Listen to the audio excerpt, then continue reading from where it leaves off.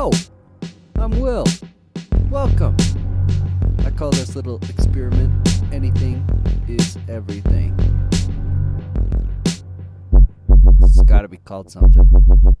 The intention here is to share interesting, courageous, enlightening, vulnerable, strange, silly conversations to maybe hopefully inspire something in you. All right, cool. Bye. All right. Yeah, welcome. I'll figure out some kind of intro one day. For sure, yeah. But yeah, thank you so much for having me over and yeah, you're welcome. Showing me some ropes on this kind of setup stuff. Yeah, for sure. It's a good reminder for me as well. Actually, I kind of lighting and stuff is kind of fun to play with. So yeah, we're sitting in the studio basically. So yeah, in the studio. We are in the studio. Yeah, my wife is a photographer, so and we do a lot of video work. So there's lots of equipment here, and we're just on an accelerated learning curve for Will. Beautiful. Thank you. Yeah. And who are you? I am Simon Calnan. I live in Calgary, Alberta, Canada. I grew up in England, United Kingdom. I grew up in Essex. Stayed most of my life there. Yeah, and now I'm here. I used to snowboard for a living, and that kind of took me around the world. Mm-hmm. And met my wife in Banff, and then I moved to Calgary, and this is where I am now. So, beautiful. Yeah. There's lots of other story in there, but we'll see what comes up when we're speaking. Totally. Yeah. So one beautiful thing you've shared with me before is what snowboarding brought to you originally. For sure, yeah. And it was that leaving of home and what all that brought you. So yeah, totally. So you could share a little bit of why you felt the need to go. For sure, yeah. I mean, just on a very basic level, before I had any sort of major shifts in life, I liked having fun. And to me, growing up, I used to see like skateboarding I used to love, and then I would see snowboarding, and snowboarding to me was just amazing. And growing up in England where there wasn't a lot of snow, it was kind of it seemed so much fun. So I when I was probably late teens, I started doing that and really enjoyed it. And then I was also racing motorcycles pretty highly competitively at that time. And then I had a viral infection, like a post-viral fatigue type thing. I had mono, and it didn't really go away. I had like 20 years I kind of dealt with that. And it's only just sort of leaving now, actually, funny enough, 20 years later. Yeah. But snowboarding, we went through lots of different treatments and stuff, and it was quite traumatic mentally as well as physically, some of this treatments and stuff. And a lot of the time they didn't know what was wrong with me, and everybody had different opinions on what it could be. And we constantly were trying to find the cure for this thing that was happening to me. And each time you get really hyped up, and then all of a sudden it didn't work, and it was kind of you drop again. It was like this a lot, and we did this for quite a few years. My dad spent like lots of money to do it, because they were just trying to do their best to try and heal. And then it just, at one point, I one treatment, we went to a private hospital, and they ended up treating me for Lyme's disease, which I didn't have actually. They didn't even test for it, and then they gave me a really strong intravenous of antibiotics, which is what they do for, I've been told, for that illness anyway. But I didn't have it anyway, but it cleared out all of my gut bacteria, and then I had another bacteria which is in us kind of overtook, and I got really sick and ended up in a kind of emergency room, and I was in there for a few days in segregation, and I just thought, like, geez, I felt like I was this close to dying, and I just thought, wow, I'm done with trying to heal anymore. So I thought, well, what do I like? So I just said to my dad, well, I like snowboarding, and maybe just go for a while. And then that kind of just took me off all over. The same as what I found is that when I got away from this kind of mindset of being unwell, and like snowboarding gave me an escape from that, I was able to do, when I was exercising, although I had like post-viral fatigue where most people can't move, snowboarding, the joy of it just kind of, it took me to a totally different energy. And then I could do like a full day of snowboarding, and before I was struggling to just get through a day, really. So it was quite amazing. So to me, it was like a superpower that I had this thing, and it was a lot of fun. So yeah, I just traveled around Europe and stuff, and stayed for 3 months, and then I thought, this is amazing. Then I went to New Zealand, and I thought, this is amazing. And then I was flying back, and then I ended up in California, and California was amazing. And I was just like, wow, this thing is just so incredible. But I got a lot of injuries and stuff from it, so it was kind of a double-edged sword, right? So you get lots of more traumas and stuff as well, which I wasn't aware of at the time. I just kind of would hurt something and then move forward and Right.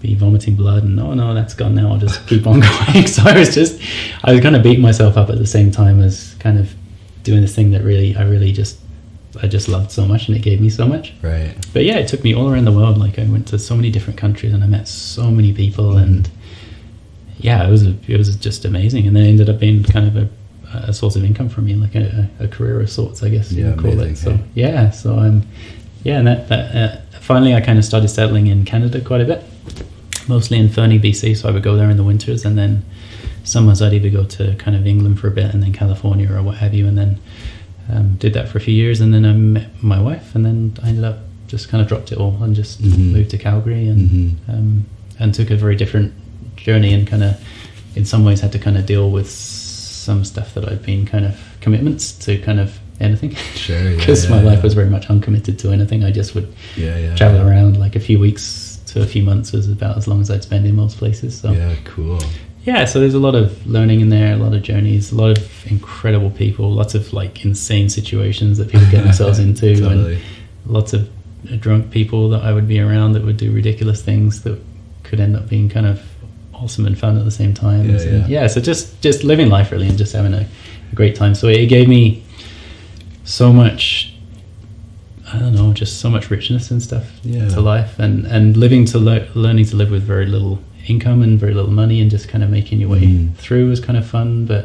And just being around people that fully accepted that as a way of life Totally. was really cool, actually. Like nobody was starving, but everybody was kind of nobody really had a whole lot. Like someone got a new t-shirt, everyone was like, yeah dude, you got a new t-shirt. it was a kind of a really cool way to live. But I still go back to that, like days if ever I get a little round up in money, I'm like, man, you used to have the best time when you just had a few dollars in the account. Totally. So then it just kind of folds away and it means nothing. And actually I had so much joy and happiness at that time. It just gives you that total knowing of that money really doesn't mean a whole lot. It's just just what you are internally really is all that matters. And when you're in that place, really cool stuff happens anyway. Like you attract so much amazing things, like people will just randomly like, oh, you're going there, they'll just drive you somewhere and they won't want any money actually, and you'll repay them in some other way. Or maybe I used to give like snowboard lessons and stuff to help pay for things, and so it just becomes it's just a different way of living. Like it's So can you speak to that, like, so once you like got out and you got away from home, you really started like feeling your power come back and feeling so for sure. What's that shift of mindset where you're like the change, so compared to like having the best doctors and like going from treatment to treatment to then just like freedom? It was huge. Like it was empowering. Like it's I think you'll see quite often with people that people are just like, they're so solid, and then you see them around their parents and they almost go back to being a child again. And like as a sort of 20-year-old where I was just about to sort of take off in life, I think really that's when I got sick, and then I kind of went back to being a child again. Like my mum was having to cook for me all the time. I wasn't really going out anywhere. My dad was doing stuff. I didn't really want to deal with problems and stuff, so they would kind of shield me a lot. So it was kind of a bit of a reset really. So when I kind of left and sort of traveled, you had to kind of be your own person. So even things where I was very fussy about foods, all of a sudden I didn't have a lot of food around me, so I would eat stuff that I wouldn't normally eat, and then I was finding that I really love this, and then I started to question like, well, where's all this coming from? Like, and it's a lot of it is beliefs and stuff, and I think I think traveling is so enriching for people because you're not second guessing what anyone thinks. Like you don't ever look like, if I have a little 6-year-old, and a lot of times when she wants to do something, she'll check what either me or my mum are going to react to it. Like she may be going to grab some food, and then she'll be like, is this okay? Because they're using us for guidance, right? So when you go off and sort of go off on your own, there's no people to look to anymore. So you start to become your own self. You actually ask yourself questions. You're not kind of looking for someone else to go, oh, is it okay to do this? So you sometimes you do really ridiculous, stupid things, and some of those are really fun, and some of them you get kind of whipped and kind of taught a lesson from it. But you do it from a place of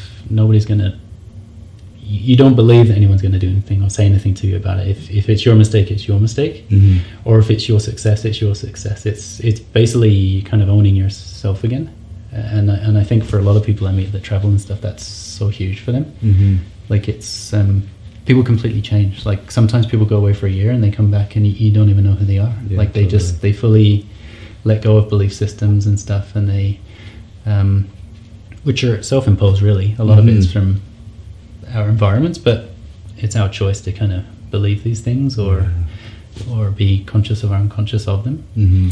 Yeah, so that was a huge thing. It just gave me, I don't know, it just gave me space, I think is what it gave me. I gave myself space, actually. Not that gave me, but I gave myself space to kind of be myself and make decisions about things, not about, oh, okay, I shouldn't really take this job that only pays $6 an hour because, you know, my parents think that I should be earning like this much an hour, or that stuff disappears. You just kind of take the job because you want to do that job, or maybe it helps you for this moment, and if you don't like it, you just kind of quit it. There's no one going to be like, oh, you quit your job. It's so you're very much your own person again. And it was, although that seems quite silly when I look back at it, it was huge for me. Like I didn't have that. Like I really had regressed back to being kind of a kid again because of this illness and stuff. But it was amazing, really. Like when I look at that side of getting sick, it was incredible. Like it helped me to break free of shackles, basically.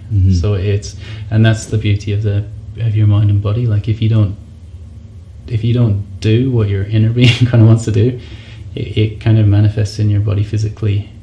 It shows that there's some disease there, and sometimes it's quite extreme, sometimes it's minor. I'm sure I was getting lots of signals before, but I was just so blinkered to them. Mine had to get really, really quite severe before I would make a shift, right? So I kind of look back and see it as a gift, because I'd still probably be living in England, which was a great place anyway. It's not that it was a bad place to be, but for me personally, I've had so much like richness and amazing things happen in life because I went off on my own, basically. Like I kind of was able to kind of become myself and sort of, it felt like a fresh start, basically. Yeah, totally. Yeah, that's beautiful. So there's that big idea of like, you know, when you went back to being a kid, you were back in like those parameters set by your parents. Totally, like, and you know, they are yours, you know, because we have to own up to 100%. What we are, but what we're kind of like set in our environment. Yeah. So once you fully just get out of that, you're able to explore what things really mean to you and how you were really feeling, even instead of somebody coming in and saying, hey, like how are you feeling today? You stop questioning that stuff. You just kind of you become, well, it's more being, basically. You become a being as opposed to a programming, really. It's awesome to get that sort of fresh start. And some people don't. Like I think it felt, I would have liked to have done this stuff even younger, but when I look at some people in their 30s, 40s, a lot of them are still living those ways. Like a lot of people are self-inflicted with kind of in jobs that they really don't like because, and really a lot of the time they can blame, it's, well, you got to pay the bills and I want to do this, but a lot of it comes from parental stuff where they feel that they're having to do stuff that their parents want, but really all your parents want you to be is to feel safe and be strong and kind of be able to stand on your own 2 feet. That's what your parents want. And they want you to kind of feel loved by them and feel loved in themselves, even if they don't show it. Like some people will show love through pushing you really hard. Like that's their way of kind of helping you. The only way they know of you growing. Some people, I honestly, most people only just need a hug. They need a hug and to be told that someone loves them. Totally. That's enough for them to get through life. It really is. And then they feel safe. Yeah. But some people that they're not aware, they didn't grow up that way, and their way is that, you know, is to kind of, you got to grind and get stuff done, and sometimes they're really tough on their kids or family members or work people because they believe that they want the best out of them, so they push people until people start being their best. Yeah, totally. Yeah, and I think that was quite a common way before. I think that's shifting now. I think now it's becoming more of a compassionate kind of a way, in allowing people to kind of find that power within them because they feel safe, not because it's kind of beat into them kind of thing. And so there's just lots of shit, and it's all these sort of things. It's not all stuff that was always happening to me, but I would notice all this stuff in people who were around me and why they were making certain decisions and why certain people were traveling and why certain people were doing certain jobs and the stories that you would hear very often about why they were in a certain job and why they were doing something, and a lot of people felt, I could see people feeling trapped, I guess. So it kind of made how free I felt even more wonderful, because I was like, wow, I've got out of that. So it was, for me, that was kind of really a huge shift in my life anyway. Yeah, beautiful. Cool. So, the initial sickness when you were younger, and then getting away, you kind of got on top of it, and it brought in became new manageable. Traumas, but it was manageable. It was pretty neutral. I mean, for most people, they'd think there was nothing wrong, but most days were still a bit of a struggle. Like, I was still exhausted a lot of the time, or things I'd get right. I had less. It was easier to leave homeostasis, I guess, would be the easiest way to say it. So I could get in homeostasis, but I kept snowboarding though, so I had sports and stuff to keep me. That was always my balance, because I had a lot of emotion and stuff in me. Like, that's just how I am, and I kind of felt that was a part of me that I didn't necessarily love, because it seemed weak. Like, I'd been kind of, I guess, taught from where I grew up. It wasn't the way. The people that I grew up around in Essex, it was kind of the stronger kind of ones that fought a lot, were the ones that kind of made their way through. And I didn't really have too many issues, but I had a different way of getting through life. So mine was kind of a more softer, compassionate kind of approach to how I did stuff. But it still felt like I hadn't really owned those parts of me properly. So kind of so when I was here and I kind of started doing regular jobs in Calgary and stuff, I still had to kind of find balance with, for me, I had to find sports where that's where my power was, really, for me. Like, I could flow through there. I gave up all kind of judgment on myself. I just kind of went with it, and it was really nourishing for me.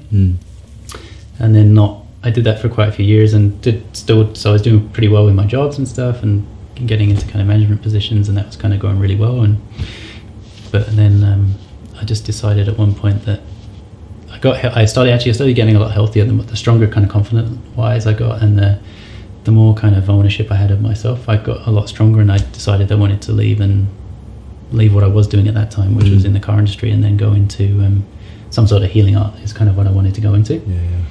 So I started to study osteopathy, and that was going amazingly well. And then about a year into that, I had an accident at home. I fell down the stairs carrying my daughter, and then that's when I had another massive sort of shift in life. And so I lost a lot of the use of my body for quite a while, and then I hit my head as well. And kind of over the years of snowboarding and motorcycle racing, I'd had other hits to the head. So I had kind of, I think, like minor concussions and stuff, but kind of multiples of them over and over and over and over again.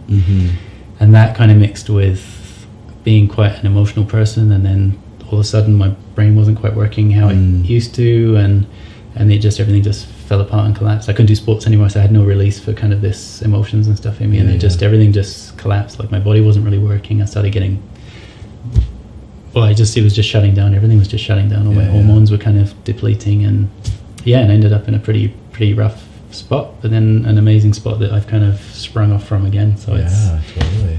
So it's that's pretty interesting, cool. Hey? So, you shared this with me before. Totally. It's inspiring. But what has just come to me was that, like, when you left home, you went to find yourself, but you didn't really address and deal with what was happening. With the sickness. It was very much a running away kind of a thing. Of course, it came back. Yes, So I'm curious, up to the point where you went and you decided to study osteopathy. Were you conscious of the fact that, like, your mindset and your environment was making you better, or was making you, or was it more just like, oh, I feel good, or were you like really like aware that the actions you were taking were, you know what I mean, keeping you away from feeling sick? No, where I was working, it was if you were going to get sick, that was the place to work. The car industry is pretty it's a really easy industry at sometimes. I mean, it can be, there's a lot of tension, like month ends and stuff, and there's lots of sales quotas and stuff. So actually I was actually thriving in it. But I looked around at people I was working with, and they were just retiring actually, and I remember just thinking, I don't know if I'm going to be fully happy with myself if I keep doing this. Something in me was just burning that, you know what, Simon, you've grown so much now and you're in such a good space that what I was kind of just wanting more for some reason, actually. Not really more money or anything. Maybe that's part, I don't know if that was part of it, but it was just more from life. And I was just looking at the future, and these people that I really loved, I loved working with the people I love with, they're amazing. They still are, actually. I still keep in touch with all of them. And I just remember thinking, do you want to be there when you're 50? And I just thought, well, maybe not.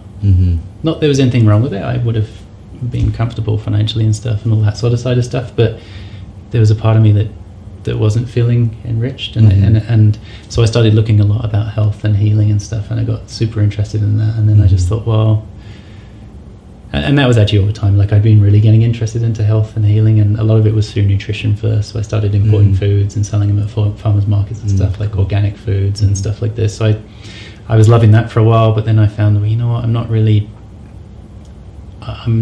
seeing a change in people, so I kind of wanted a bit more. So I kind of, and then I looked at kind of, I just had this want to help people. I've actually always had that from a very young age. Like, I just loved helping people and helping people grow, and just kind of, whether it's emotionally or physically, whatever they need, I kind of was always wanting to help.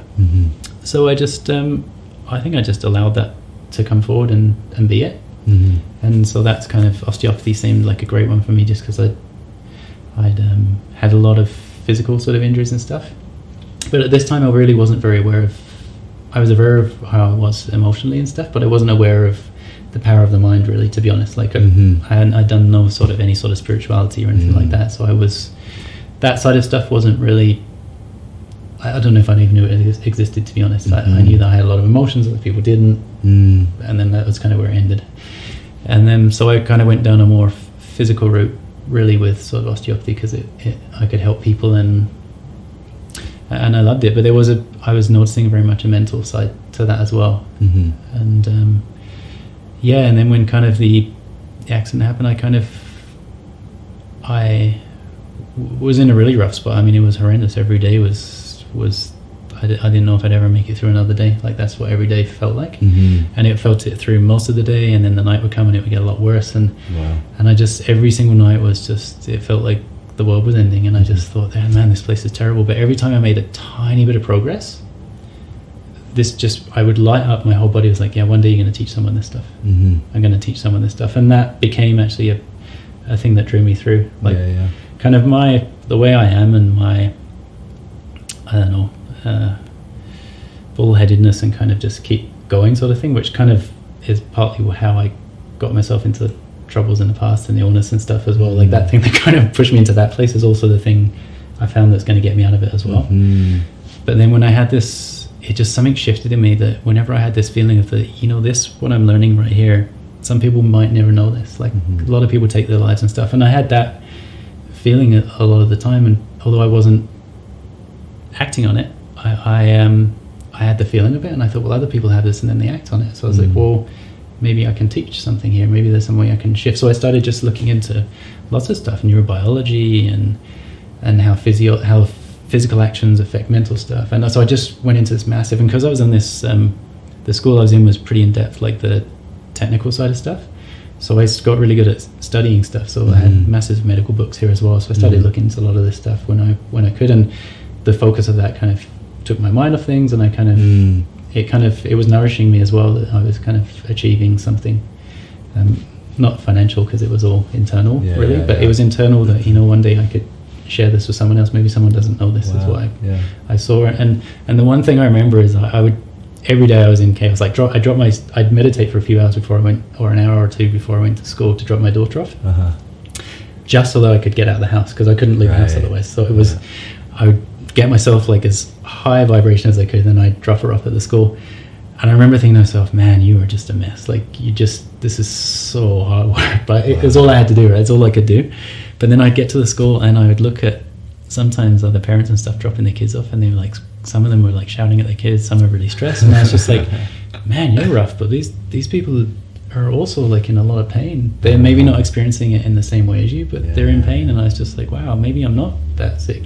Like, physically stuff is really rough, but I was just like, man, like, in a lot of ways you're doing so much better than everyone else. So then I was like, okay, so I've got really good. I'm doing really great in some ways and just horrendous in other ways. So I found some balance in that place, and then from that place, every time I could find balance, then I could kind of springboard off and create something else, really. And so that's what I did for three years or so, of just kind of failing and then finding balance, fail, find balance, fail, find balance, succeed, fail again. And it was just, that was all I would do. And I didn't really have any other options, because when I stopped trying, everything just fell apart. Like my brain would just become so traumatized and stuff. So I would just, and it would manifest physically through me. So I didn't get more illness stuff, like ailments coming through. So I didn't, in some ways, I didn't feel like I had an option to stop, but I also didn't really want to stop either. So so that, and to me, it was a gift, because the days I really didn't feel like doing it, I just kept going.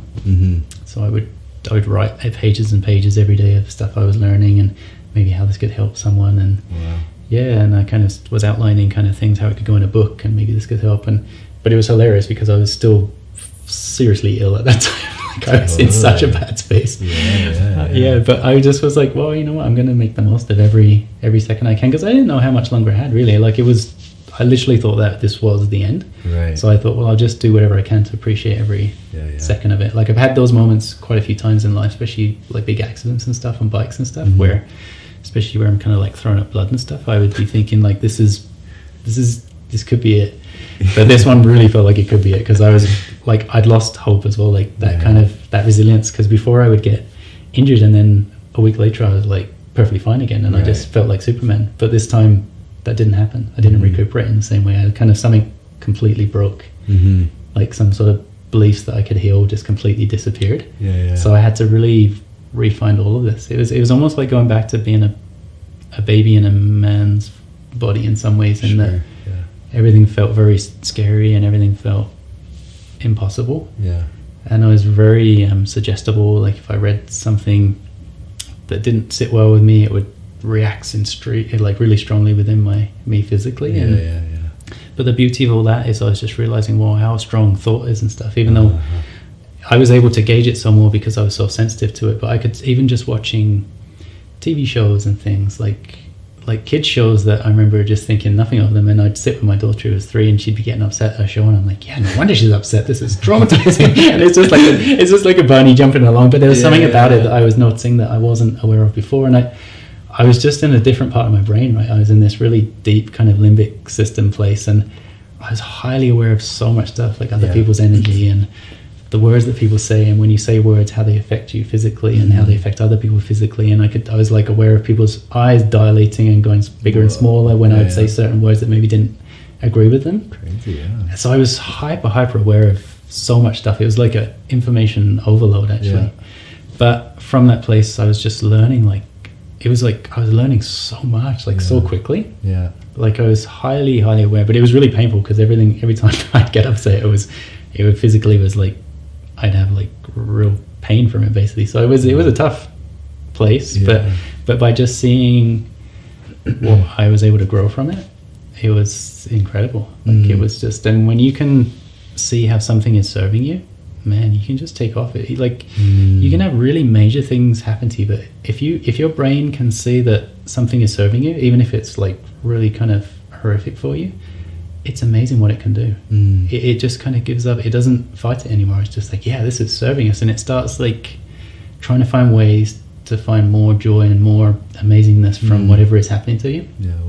But if you fight it and resist it, man, you eat yourself alive. Like, your body eats itself. And then, but when you see stuff as serving you, even like really challenging stuff, something just changes in you, and it's so powerful. I literally, like, these people who've healed overnight, I had a full experience of kind of things, like, if I really, really focus on just like positive emotions and just like, I just daily, like, just going mad, like gratitude journals, like all day long, like it was just insane. I could literally change my physiology so extremely in one day. It was almost like I had no illness and nothing. It was like I was completely normal again, but then I'd get a little bit of trauma kind of come back in again, and then you kind of get stuck in that loop, and then boom, I'd go straight back to the other place again. But it made me very aware of that you can shift from somewhere so quickly, and just by changing perception, basically, by altering perception, you can change yourself physically. You can change how people react with you.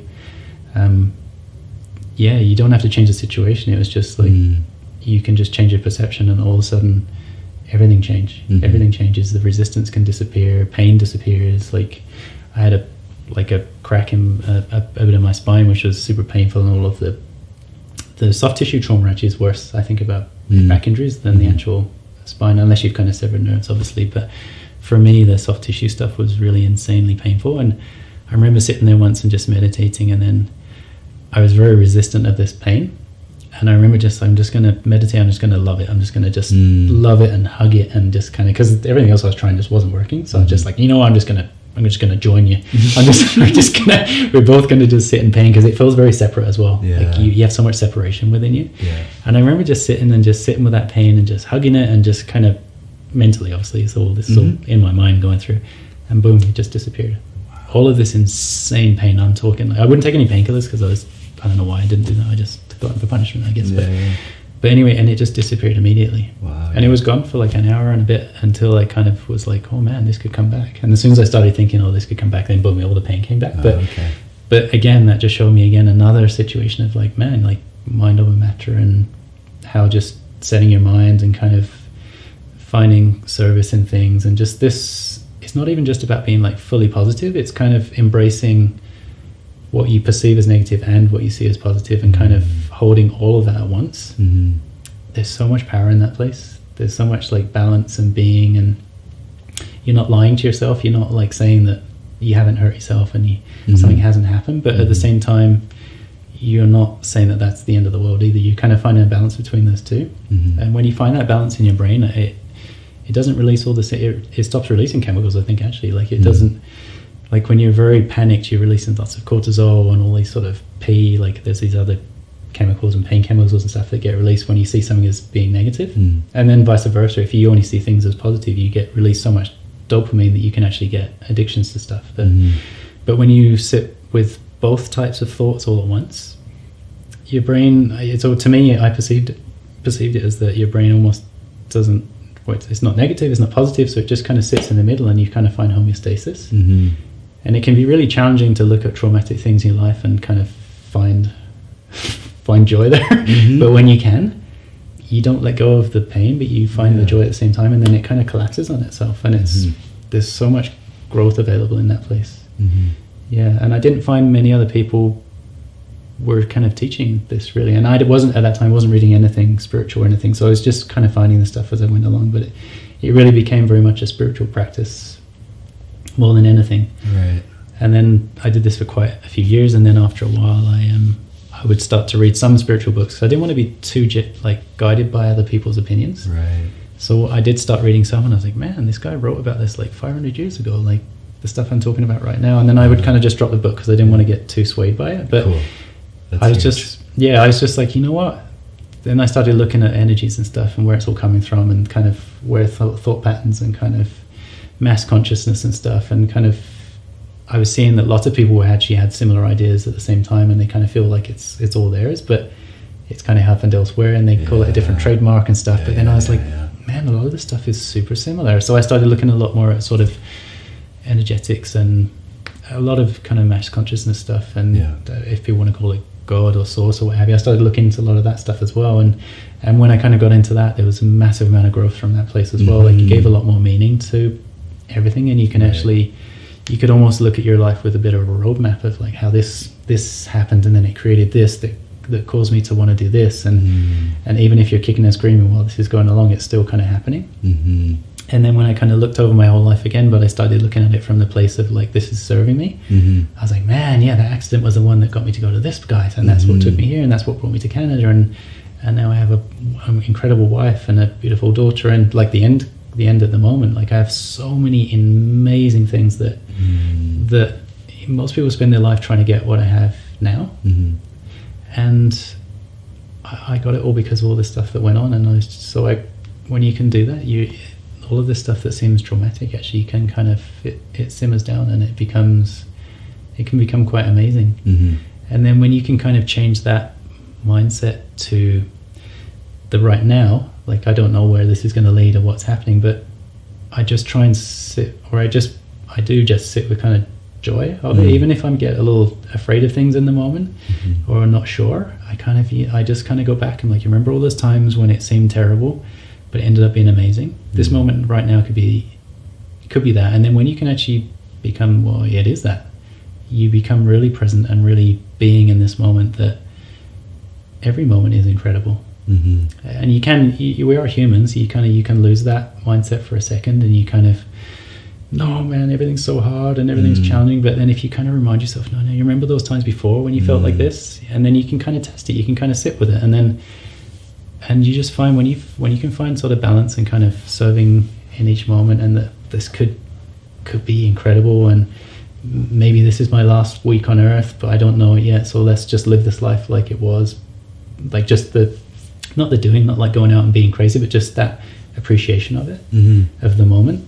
Like I always kind of think of it as if you had a family member that was maybe, you knew for some reason in 3 weeks they were going to be gone out of your life, you would cherish those 3 weeks, every moment. And if you can kind of think of life in that way, that it really is like every moment you're taking now it's disappeared, right? From a physical standpoint, it's kind of left now. This last second's just left. So, but if I didn't cherish that last second, then that kind of feels sad actually in part of me. And sometimes I still do. I still kind of let go off the reserve a little bit sometimes, but it is quite quick to bring myself back to kind of that pace of appreciation. And when you can find that appreciation, and like people are searching for mindfulness, and it's like a beingness in this moment, and it's really quite incredible. And the creation and the joys and the stuff that comes out of that place is really wild. Like I think for yourself as well, probably like you've started this project, and that probably came from a place, I'm guessing actually, that you came from a place where you were very centered and kind of in the moment, and you kind of, man, I'm just going to go do this. It just kind of comes, right? And then you kind of start doing it, and then you kind of get the frictions and the kind of trying to work out how to do it, and it kind of feels kind of tough. But it came from that place of just like, man, I'm just going to go do this amazing thing. I'm going to record people speaking, and who knows where it's going to head, right? Totally. I don't know. In a few years, I might be seeing you on Oprah Winfrey or something, right? Or who knows, right? You don't know. Like but if you did get on Oprah Winfrey or something massive in 5 years, it would have been really nice to appreciate this moment as well, right? Instead of it being a really challenging, painful kind of, everything was so tough, I didn't know how to do computers, but yeah, so it's just a perception change, but it can literally change so much. Yeah, totally. And it removes a lot of lack from your life, and yeah, it's super cool. Yeah. Not always super easy to stay there, but it's such an amazing place that it's well worth the effort for sure. Yeah, it's interesting. It's so easy to be swayed by either way, in like ultimate joy or ultimate pain. Totally. Right? Yeah, and then get stuck over towards those things. For sure. Yeah. It is just that, remembering of, at any moment we could be at either end, which brings us back to the middle, which, opens up experience for like anything, right? Oh, for sure. Yeah. I mean, I did spend a lot of time, like initially when I first started, when I found out that thinking and thoughts were so powerful, I was like, well, I'll just be positive all the time.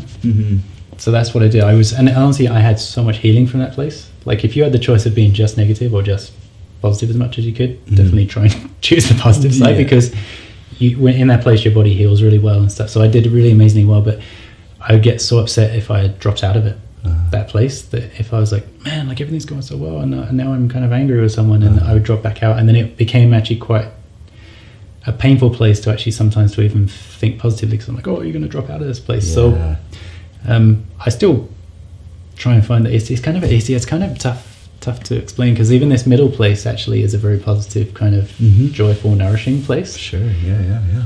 But so I don't know how to explain that properly in words, but just trying to be positive is challenging. I think I'm going to say I think it's impossible actually to be there all the time. Like because especially like dealing with full on like depression or like loss of somebody you really love or whatever.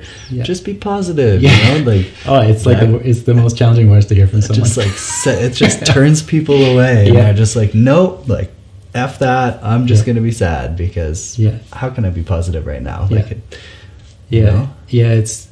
I do know is that the more time you spend in like in a place is that you kind of become that place more easily. Like I see that if you spend a lot of time, so let's say, I mean, I wouldn't really class myself as having depression, but probably I could have been clinically diagnosed with that. I don't know. I just didn't want to take on all these labels. But at the time when I was really rough, it was the thought of kind of getting to kind of like really enjoying anything, really, even food or life, was it seems so far away. Like it was so hard, and it feels like you got an elastic band. Actually, like you make a tiny bit of progress. Man, I enjoyed talking to someone today, and then but that elastic band kind of, it really wants to pull you back because all of your cells and stuff are working at a different vibration. They've got used to being in that space. So it was a lot of, I would go extremely positive on stuff to just try and stretch out a bit, and I kind of come back and get back. But what I found is that the more I kept stretching myself to try and find joy and stuff, even if I just believed it wasn't there, I'd just keep looking until I found something, is the more time you spend in kind of that, I'll just say higher, I'm not going to say it is higher, but just compared to what I'm thinking of lower, as in I was feeling pretty low, that when you spend more time in the higher places, that elastic band, the attachment to it almost switches, like it kind of connects more to the upper place. So then when you fall out, you do have a rough day, is that elastic band is kind of helping you to get back to that other vibration of energy that you were kind of running at maybe the day before when everything was really buzzing. And it's a different, it's easier. It feels like your life is kind of helping you a bit more, like you have more resilience and you're able to kind of bounce back a lot quicker. But when you're stuck in that place that is really rough, I mean, I lots of times, and I even had voices in my head saying, you're never going to get out of this place is so dense, and so like I couldn't find joy in anything. It was like it was really a challenging place, and I never thought that was a possible place to be in because I'd never lived in it before. But because of the head injury and all these things, it just kind of created, right? And so then I was just thinking of all these people that I used to look at that were living that way, that I used to kind of, part of me actually used to look down on them like, oh, why are you that way? Why don't you just change? But it's tough. Like I just had a lot of focus to get out of that place, but it is possible though. Like if you're there, it's possible to get out of it. And if you can start looking for amazing things that are happening, or maybe stuff that's serving you in that place, like sometimes it really helps people to be in these places. Like some people get a lot of care from other people when they're down, so you kind of you can partly get addicted to kind of like, you know what, when I'm not feeling very good and people will notice it, like a lot of people more care for me and stuff, and maybe you get social benefits and stuff. Like there can be lots of benefits to being in kind of a rough place, right? A lot more people tend to help you and stuff when you're lower. Not everybody, but so sometimes it's tough to get out from that side as well. Like your brain is kind of saying, well, yeah, you could start feeling a lot more positive and stuff, but then you've got to go to work on your own, and then you have to start paying your own bills, and then maybe you might fall out of it again. And these are the sort of thoughts that your brain kind of uses to kind of rationalize staying in kind of this is me personally anyway. I can't blanket everyone else with this, but from my place, I was noticing those sort of thoughts, but then I started looking at, okay, well, what's the benefits of this then? So if I can't see joy and stuff, what are the benefits of this? Well, I found things like meditation, which I never would have found any other way. I really had to be kicked super hard for me to even consider that maybe meditation could help anyone. Breathing techniques, like I'm breathing all the time. What's going on here? But then I was like, wow, if you just breathe into your stomach. And then I started looking at the physiology of like vagus nerve, and if you keep poking a vagus nerve, it's going to start sending parasympathetics. And then just differences of oxygens and all this stuff that I was researching anyway. So I was just like, wow, so this is incredible. Like I'm learning all this amazing stuff because of this cruddy place I'm in. And actually I remember once especially when I was meditating a lot, and one time I was meditating like 10, 12 hours a day. So I was just in this like Zen space. But that actually got kind of boring after a while, actually, just staying in that place, because I had no motivation to do anything. I was so zen that there was just like there's nothing to do in the world. So I remember like, I kind of craving feeling crud, like because I knew I could get back out of it again. So I wouldn't meditate for a while. I knew I'd get feeling really horrendous, and then I'd be like, oh yeah, this really feels like a good time for me to go meditate, and then I'd go run off and meditate, and it was just the most amazing feeling of kind of coming back out of that place again. So then that kind of, again, that just sort of reinforced that, like you can find joy in unpleasant places as well, right? Like there's a lot of growth in darkness, right? There's no light without darkness, and there's no zen without the lack of it either, actually. So if you just felt zen all the time, actually the feeling of that disappears. It's it actually, you can't feel it anymore. What once felt so incredible and amazing all of a sudden just feels like nothingness. And without that contrast of actually sometimes feeling a little unpleasant or just tired and stuff, you've got nothing to balance to know what Zen is. You can't quantify Zen without a lack of it. So you can then start looking at the times when you're not in that place as a gift as well, that okay, well, this space of kind of like meditative bliss means nothing unless I have something to compare it to. And so then you can again look at those points in your time when you weren't, and then actually it gives some meaning to those meditations and that feeling of kind of blissfulness. And it's quite and it becomes life becomes kind of a game as well. Like then it becomes playful. You can kind of play with the flow of emotions and energies and stuff, and sometimes you forget. You become very human, but then you can kind of drift back into it again and kind of really enjoy the flow of kind of maybe I don't feel great today, and just kind of embracing that not feeling great. And then when you embrace even like denser emotions and stuff, they pass a lot faster anyway. Even if they don't leave immediately, they do leave a lot quicker. Like they kind of leave your body, or you just get the idea to maybe go for a run or something. You come from a different place. Like a lot of times when I was very low, you didn't feel like doing much. But when I kind of embraced that, actually it was usually the days when I just gave up. I'm like, oh man, I just give up. I'm not doing anymore. I would just sit on the couch and I'm like, because I've just given up resistance to it, part of me would just be like, you should go for a walk. And I'd go for a walk and boom, I felt amazing again. And it was just that not resisting wherever you are at any one moment, even if it looks that it's not a great place to be in, or maybe it looks like a wonderful place to be in. It's just kind of, and again, it just comes back to being present and sort of being with yourself and kind of going with the flow of life and stuff. And the non-resistant piece is really huge. Yes, on like massive. Every level, and we might feel like I just want to sit on the couch today. Don't resist that feeling. Like just sit there and don't like judge yourself for it, But, totally. And that's a tough one, I think, for pretty much anybody nowadays. Like it's tough for them to let go. Totally. And just embrace like this is going to be the best couch lying I've ever had. Just like lying on that couch and just.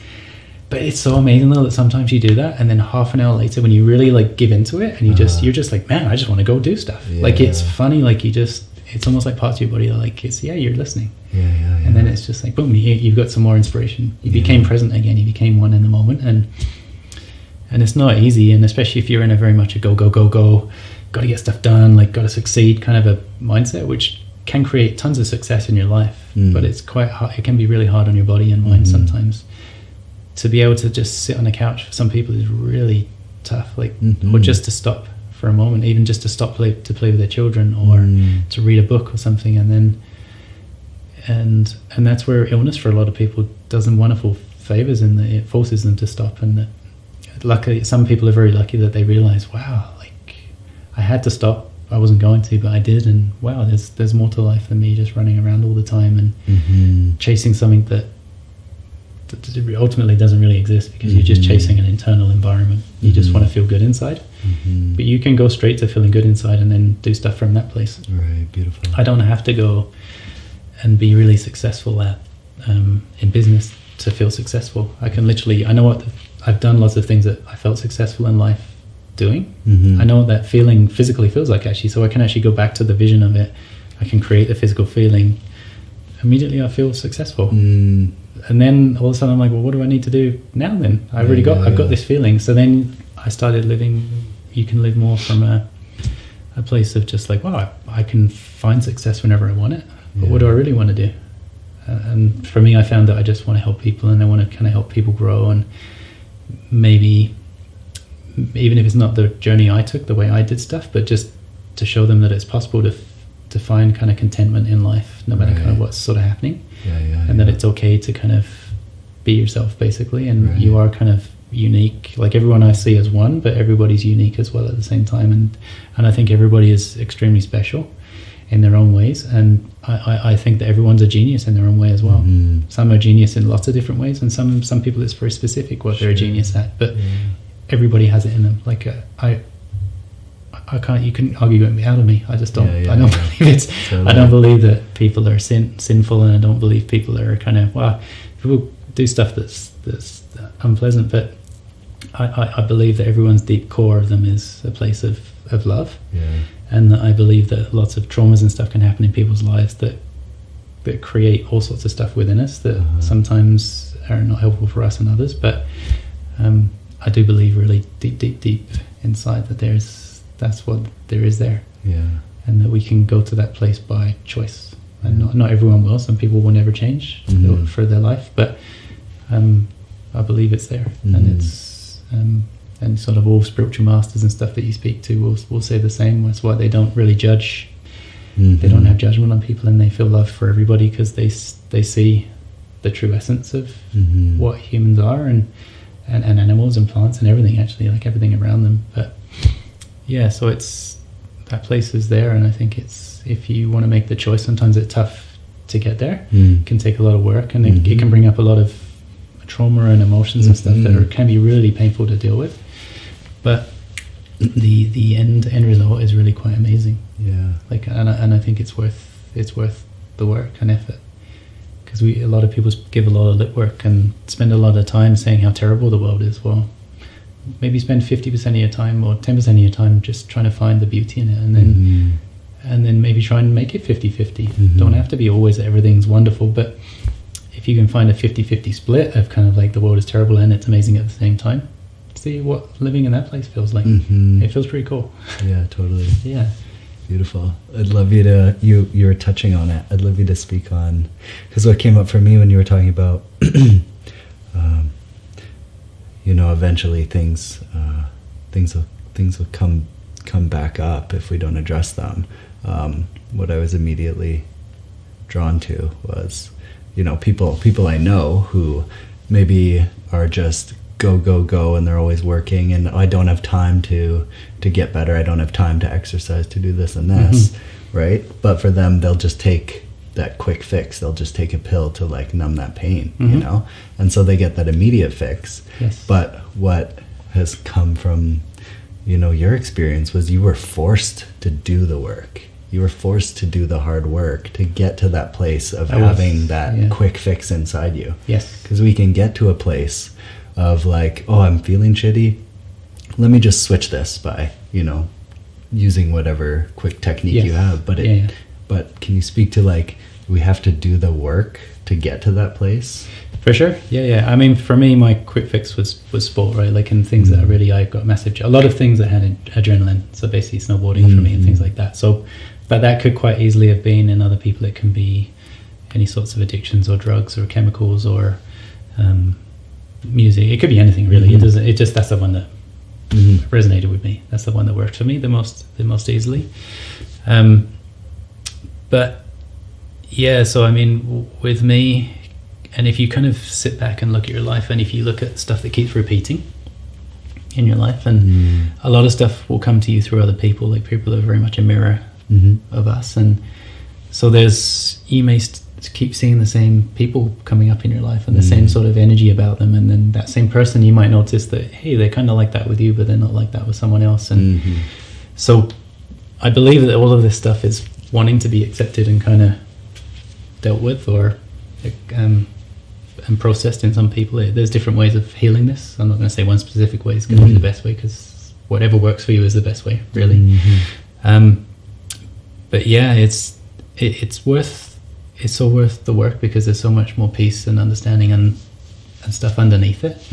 But I do believe that this stuff will just keep coming up until you do something with it. Yeah, and I think that's why we get stuck in these patterns of kind of our coping behaviors, as it were, of it comes up and then we go do our thing, and then it comes up and we go do our thing, and it's always very much doing something else to try and stop or quash whatever it is in you that's trying to come up, or so and it can be work, but at the same time it can be really easy. Like, I think one of the, for me, it was, I didn't really have an option, right? I would have taken the easy route out if I could have, but it's also kind of not in my personality to take the easy route. I kind of tend to always have taken the harder routes. Now I tend to try and get more ease in life than the other way, but I'm with you. But I learned a lot that way, right? So that part of me was, so it did feel like a lot of work what I was doing, and it was hours of meditation. But then I started seeing that, wow, hours of meditation is pretty awesome actually. Like, that's what an awesome way to live, right? And I started looking at monks and thinking, wow, actually it's not work. It's like, I used to think that was like incredible to meditate all day long. When you get into the flow of it, it's literally one of the easiest things ever. Because I'd also given up on money and stuff as well, so I didn't have any sort of driving me to go do stuff. So I was just like, all I have to do all day is just sit and live in this kind of incredible space. Totally. I was like, this doesn't work. But it can be a lot of work if I was constantly at the same time thinking, oh man, I got to go working today and I got to go do this, then that actually makes that really challenging to do meditation and stuff, even just for short periods of time.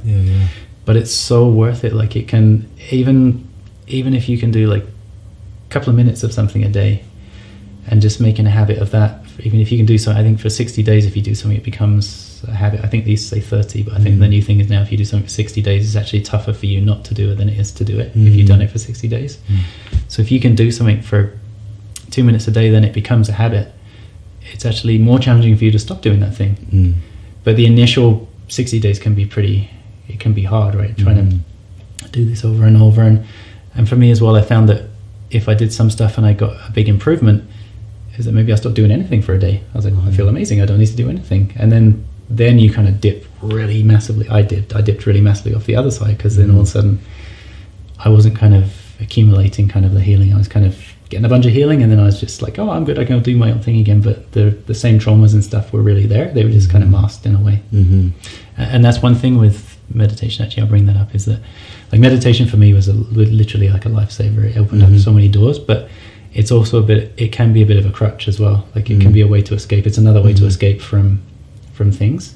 It can be a way to deal with traumas and stuff and process them in a kind of an easier way. But there's quite a lot of times I use it just as a way to just get away from stuff, because I didn't know how to deal with all this head injury stuff that was going on with me. But then once I kind of built a new baseline of kind of strength, then I was able to start working with things. Like, I would meditate less, but I would start trying to do brain retraining stuff to try and alter kind of belief patterns and stuff, because I actually had a bit more resilience in me that I could do it. So that was the new kind of working for me. Once meditation became super easy, I actually started looking for ways to make it harder, I guess, really. So I started looking at, well, I'm not happy with just feeling good when I'm meditating. I want to feel good when I'm not meditating. So then I started looking at, how do I have to change that? What can I do to change that? And so so then I started looking at things like brain retraining and belief patterns, and how these sort of things can kind of sort of alter and do stuff to you physically. And yoga, like, how's that affecting my brain? And so just the act of like stretching muscles creates kind of, it lets your brain know that if your muscles are less tense, that obviously there's probably nothing to run away from. So it kind of reverse engineers your brain a little bit. So there's a lot of calm and kind of mental growth from that place as well. And kind of, and just, there's so many, there is so many so many paths to it, right? Like, there's mind, body and spirit, and then it's kind of, as you get further along, you can kind of get very far into the spiritual side. A lot of people do get very deeply into the spiritual side of stuff, but then they kind of give up on their body and mind to a degree. It's almost like spirit's amazing and mind and body they're kind of pain. Actually, I don't really want those anymore.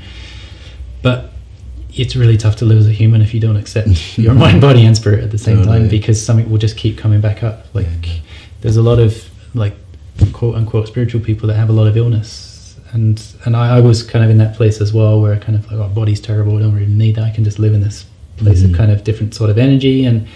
But my body was healed to a certain degree, but it was kind of plateaued again. And then it wasn't till I kind of started doing more work sort of physically I was able to do more stuff like yoga and stuff, which it was tough for a long time. I couldn't really walk properly, but after I got a lot stronger, I was able to do a bit more in there, and I found some kind of growth there. And then I found there was a lot of mind stuff that was coming up, and it was kind of this finding a way through kind of the separateness of mind, body and spirit, but the kind of the oneness of it at the same time.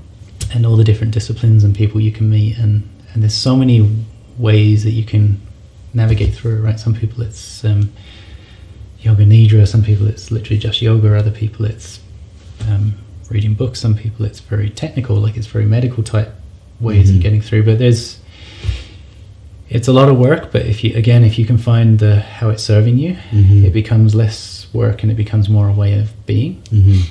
And I believe that kind of, even at kind of where I am now, if I just give up and don't do anything, go back to eating hamburgers and stuff all the time, and not sort of exercising and not stretching and not doing sort of things with my brain to keep it kind of active, my health would decline again, because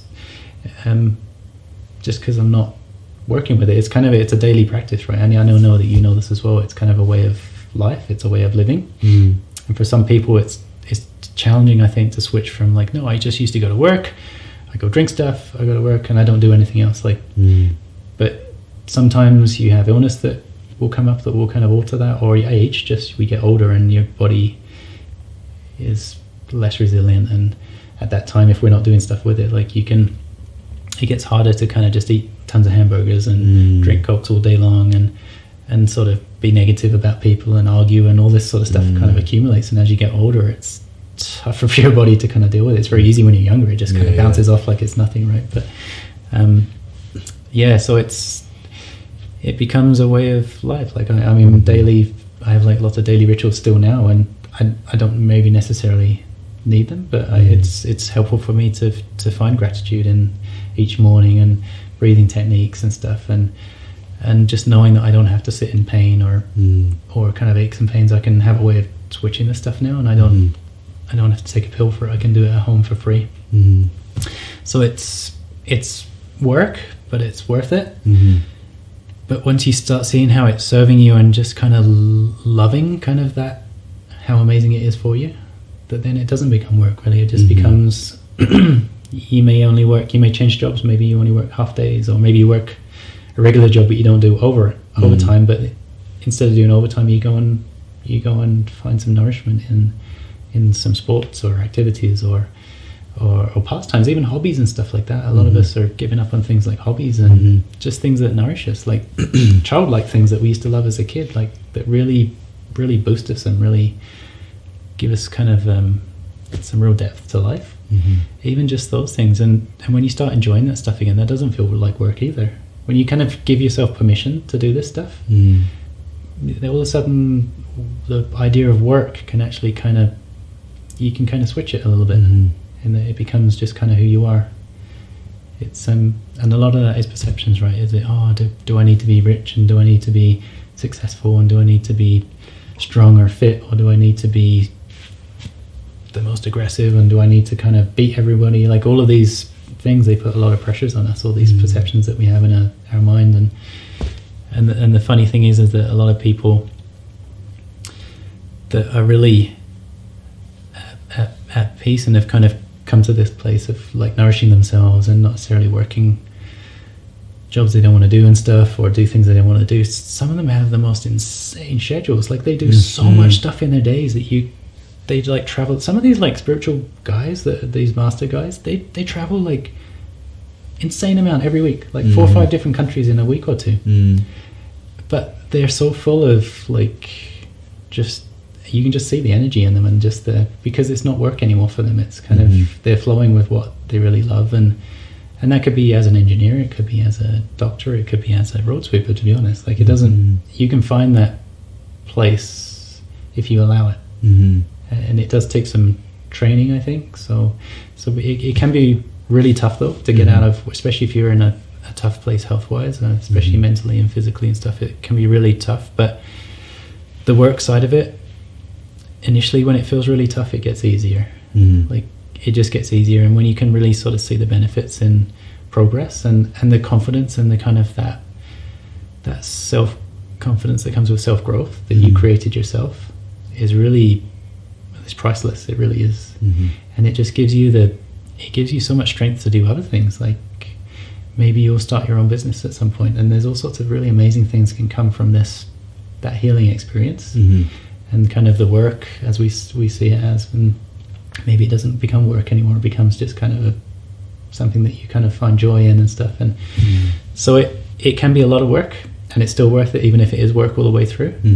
But you can also change it to something else as well if you want to. And I've done both. Like mine was very much work all the time, and I had lots of times where I just felt like I was failing, and I'd break down, and I would just keep going again because I didn't know what else to do. But I could have done that very differently as well, right? There's a lot of that times where it really was a struggle, where I could have mentally just made it part of a journey, but I didn't know that at the time. I was still learning, right? So so if anyone's in that space, it's worth the work. If it feels like work, it's worth it, and just keep with it, and long enough that it becomes a habit, that it's tough for you to kind of stop doing it, and then I believe you'll start to see shifts and changes in yourself and how you see the world, and like, what else are you going to be doing anyway? If you're sitting on the couch, you could easily go do some stretches. And it was really painful. Like, even like yoga for me was a really painful experience, and I'd have massive panic attacks every time I'd stretch any muscles. Like, my body was so traumatized that I'd have a panic attack. And then, but I did know that all this tissue damage in my back and spine and stuff, and I didn't have the money to keep paying for like massage, so I knew I had to do something myself. So I would do yoga, and it was horrible for like, it was like 6 months to a year. It was like every time I did it, I had massive panic attacks. I'd have to work with this stuff, and it was really painful. Like, I'd have agonizing pain all through my back, and I'd lose the feeling in like my feet and stuff, and I'd just be like, this is insane, like this can't be good for me.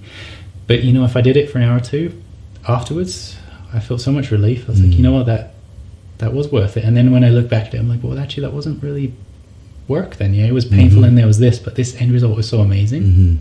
And when I started focusing on the end result and not the kind of being in the pain while I was doing it, I just kept like, afterwards, this is going to feel so amazing. It's going to feel really good. You're going to feel really calm and relaxed, and man, then the pain actually of doing it became less, because your mind is kind of, it's not resisting it anymore. Like, it's not resisting this, and most of the pain is resistance anyway. Like, it's muscles that are kind of fighting each other, and they're kind of all knotted and what have you, and there's nerves that are all swollen, and when you're stretching them, if you're in agony as well, you kind of are fighting that stretch as well. So it's kind of you're hurting yourself at the same time, not consciously, but when you start to focus on, well, afterwards that I feel so much relief, your brain kind of goes, and it lets go of some of that resistance, and actually a lot of the pain I would feel and a lot of the panic would actually sort of, if I could really hold that vision of how good it's going to be when I was done, it let go, and the resistance kind of drifted. And sometimes the stretches just came so easy, and then like other times it was more of a struggle, but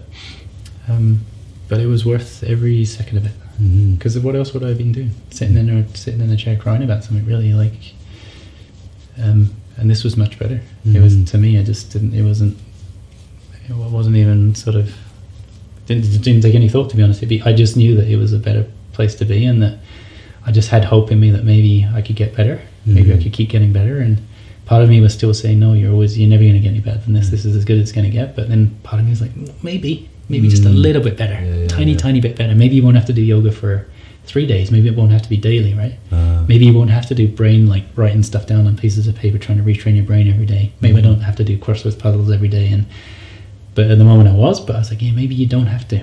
And I just kept going, and then I didn't have to. It was like that little tiny bit of hope is incredible. Give someone hope, actually, is quite incredible what they can do. Yeah. Hope, and kind of, especially if they can see someone else has done something. Okay, yeah. That you can't, your brain can't argue if it sees someone in someone else. Like, if you see someone that's healed from massive amounts of cancers and massive injuries and stuff, and you're sitting here wherever you're sitting, or even if it's just mental, physical, if it's just mental side of stuff, if someone has been in that space and they've made their way out of it, there's no reason that we can't. If we're all humans, we all have the same sort of brain and stuff. We think we're very different, but we are very different, but we're exactly the same at the same time. So if someone else is healed, whether it's emotionally, physically, whether it's spiritually, whatever it might be, if someone else has done it, we can do it. We can. And sometimes it really is painful getting through that, but it's so worth it. Like, and really, when you look at your life, like, well, this might take me 5 years to recover. Well, what else are you going to do? Most people, you sit around and do nothing for 5 years, and then you get up and go to do something. Well, just, if you can, just do it now. Do it now, and then in 5 years' time, who knows where you're going to be? Like, maybe you'll be the new threshold. Maybe you're the person that everybody looks at, like, man, that guy made it, or that lady made it from that space. Like, they were so injured and so this, or so traumatized, or so just unhappy with the world, or maybe it's something in the world that they want to change. that they don't see that there's change in that place. Maybe they want to reduce war and stuff like this. Whatever it is, if someone has done stuff like this before, there's no reason you can't. And just because someone hasn't done it before doesn't mean you can't. Yeah, exactly. You can be the forerunner. You can be like, how cool is that you're the first person in the world doing something like that's. It's really amazing. And when you can kind of get on that bandwagon a little bit yourself, not with someone else telling you, it's really quite amazing what you can do. And but you can also just maybe you just want to be a gardener. Maybe you want to give up work and just garden in the garden, and that's fine as well.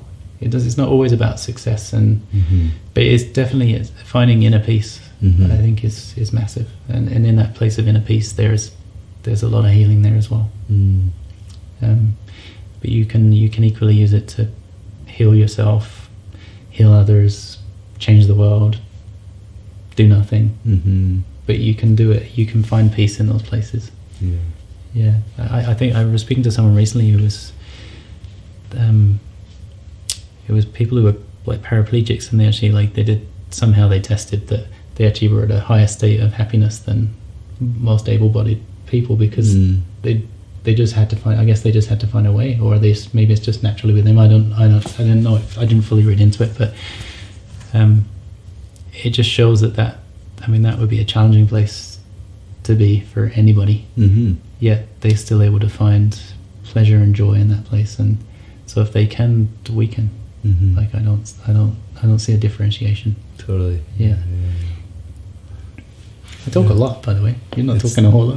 That's perfect. Just nattering to myself. It's really funny, sometimes, I have these things come up in my head, and then I'm like, okay, like maybe this way, and then you actually like go that way. Oh, he's like guiding me with his skills here, his energetic skills. Well, it takes somebody to pick it up.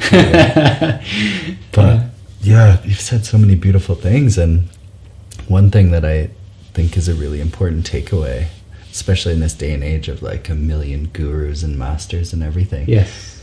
Your path has been such a beautiful example of only following your own, and like the spiritual side, starting to read into stuff, came after, because, you were just kind of like curious or whatever. Yeah. So I think that's really important for people to understand, is that, there are all these schools and there are all these paths, but like each person in that school, and like think of like the guru of that school. Like I think yoga is a really good example, modern yoga, because there's Bikram and there's all the different types. Those are one person's name. Yes. And that person was given the transmission of that style. Yeah. So like that whole style of yoga is one person's yoga. Yes. So I think it's just super important for us to like to explore and find things that stick. So I'm wondering if for you, well, actually you kind of answered it, because for you the stretching and that stuff was not enjoyable. But you still like went through it, and you could see the value at the end. So I think it's important for people to realize that there's not quick fixes, and if you want something to work, you have to try it for a while. You do. I mean, there's two sides. I have seen, like I've experienced even in myself, like massive changes really quickly, and I do believe that if mentally you can get into this place of like just solid like intention with no waveringness, if you have somehow got some magical skill set to get to that place, I do believe you could change really quickly. I don't believe there's many people on earth that have that naturally. And I kind of believe that we choose a bit of our lives anyway, so I think that maybe would be not a very exciting life for some people. Like it seems wonderful that you could just, if I just do this and things just turn up and everything's amazing and I don't really have to work. Like that does sound incredible, and I definitely was trying to aim for that personally, and I still see that as a bar to kind of try and get in that sort of mindset and of beingness. But at the same time, there's been a lot of pleasure and pain. Like a lot of these struggles and stuff that I've been through some of them have been so incredible that to take those away would actually feel like less of a life.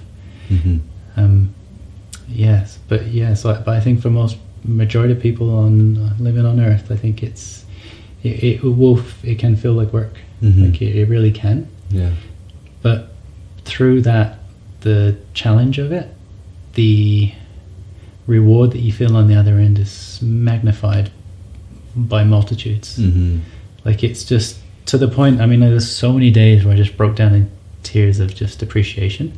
And it could be minor things like walking down a set of stairs without having to hold the banister because I wasn't feeling like I was going to fall over. Like these are like, they seem silly, right? But at the time I remember some of those days where I did it and I was just like, I just broke down in tears of just appreciation of just like, man, I just did a set of stairs and I didn't feel like I was, and I wasn't even thinking thoughts of like, oh, I could fall. I just became a person walking down a set of stairs. Sounds so ridiculous, I know, but at the time it was just such a big deal for me. And I remember getting down and just being like, just broke down. I was just like, man, not long ago, like months, I don't know, probably a year before, you couldn't even fathom that. I'd be like tense grip on the banister trying to walk down, and I was feeling the most insane fear I could ever imagine that was possible.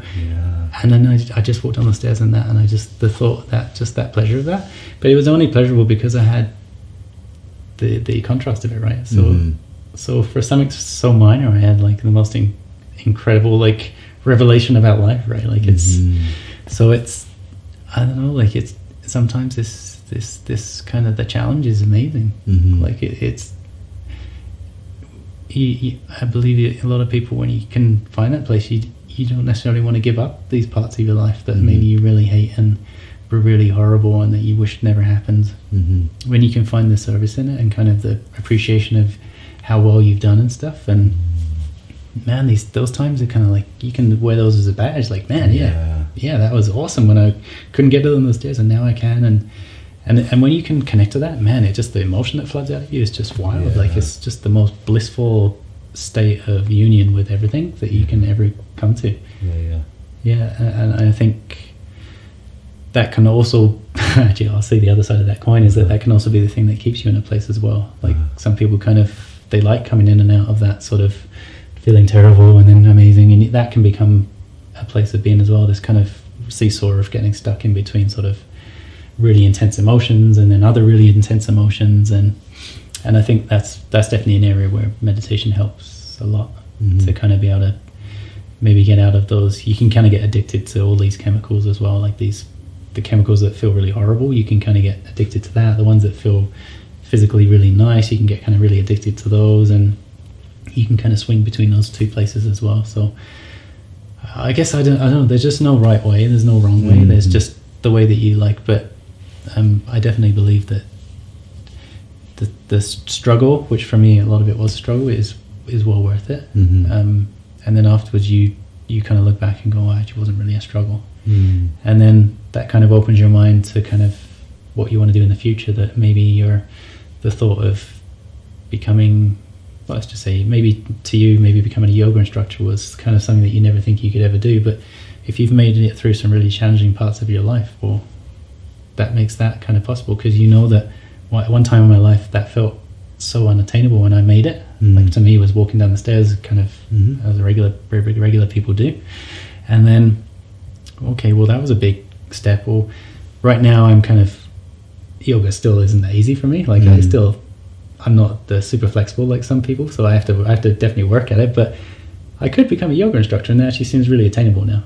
Like, and to me, it's like, oh yeah, well, man, if you can come from that place to that place, you can become a yoga instructor. But and then my goals and visions in life have kind of gone like skyward. There's lots of bigger things I want to do now. But because of what I've been through, it doesn't seem that challenging to kind of do some really amazingly incredible things that I only see other people do. That people that I used to look at and think, oh, you never attain that sort of stuff. That guy that's helping millions and doing this, and it didn't seem attainable. But now I'm like, man, if you can get from that place to where I am health-wise now, the other stuff really doesn't seem like a whole lot, right? So you can start using that as a tool to get you to do whatever you want. Yeah, or see it in other people.